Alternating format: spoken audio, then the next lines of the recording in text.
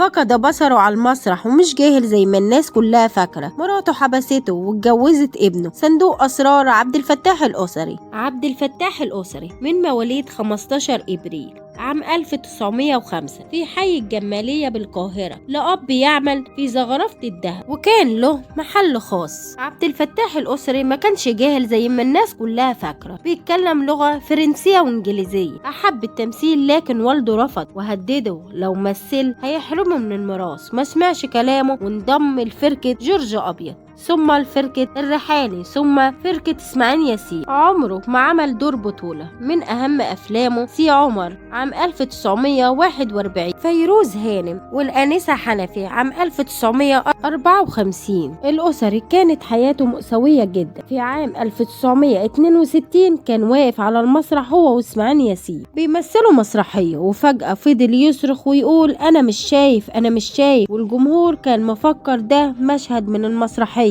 كان الألم شديد جدا، تم نقله للمستشفى. كان عنده ارتفاع نسبة السكر وهو المسؤول عن فقدان البصر. اتجوز عبد الفتاح الأسري 3 مرات ومخلفش، لكن في يوم لقى طفل يتيم عطف عليه وقرر انه يتبناه ويعتبره ابنه. ولما دخل المستشفى اتعرف على ممرضة واتجوزها وأقنعته إنه يكتب لها كل أملاك، وبدأت تتغير معاملتها، وبدأ في علاقة بينها وبين ابنه. والضغط العصبي وفقد بصره وهو واقف على المسرح، ونقلوه للمستشفى. بعد خروجه من المستشفى غاب عن الأضواء لمدة 2 سنين. وفي يوم 24 يناير عام 1964 نشرت جريدة الجمهورية وهو محبوس في شقة في الدور الأرضي. أجبرته زوجته على إنه يطلقها، واتجوزت من ابنه اللي عنده 15 سنة، وأجبرته كمان على أنه يكون شاهد على عقد زواجه، وقعدوا في الشقة معاه. نتيجة ده انه فقد عقله. وقالت بنت اخت الاسري ليه افراد الاسرة ما سألوش خلال الفترة دي؟ قالت اخواته ماتوا ومراته منعت اخته اللي حالتها صعبة من زيارته. وفي يوم ماري منير ونجوى راحوا علشان يزوروه، مراته حاولت تمنعهم لكن هم اصروا يشوفوه، لقوه فاقد الذاكرة ومعرفهمش واخدوه بسرعة للمستشفى الدمرداش. كان بيعاني من تصلب الشرايين. فضل الاسري